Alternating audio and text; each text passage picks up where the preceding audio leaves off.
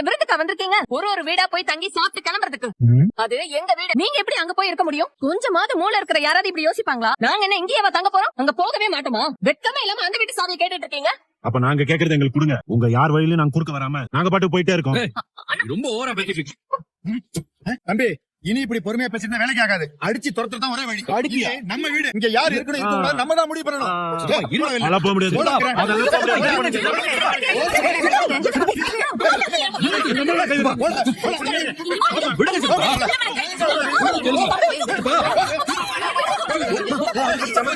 நகையை மட்டும் மீட்டும் சொல்றாங்களே, அந்த நகை கூட நம்ம கிட்ட இல்லையம்மா.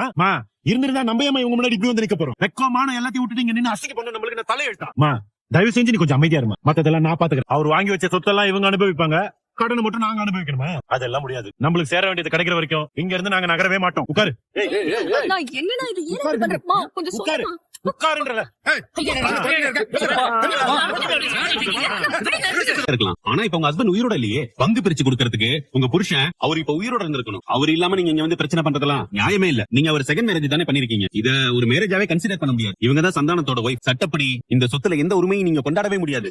அப்படி சொல்லுங்க சார். கேட்டுக்கோடி, நீ அவர் பொண்டாட்டின்னு வாய் கூசாம சொல்லலாம். ஆனா சட்டம் அதையெல்லாம் மதிக்காது. அவர் முதல்ல கல்யாணம் பண்ணது என்னதான். நான் தான் சட்டப்படி அவரோட மனைவி. சொத்துல உங்களுக்கு ஒரு சல்லி காசு கூட கிடைக்காது. வீணா ஜெயிலுக்கு போகாம மரியாதையா சொல்லும் போதே போயிடுங்க. சார், எனக்கு அவருக்கும் கல்யாணம் ஆகி 25 வருஷம் ஆகுது சார். இவங்க 2 பேரும் அவரோட பிள்ளைங்க தான்.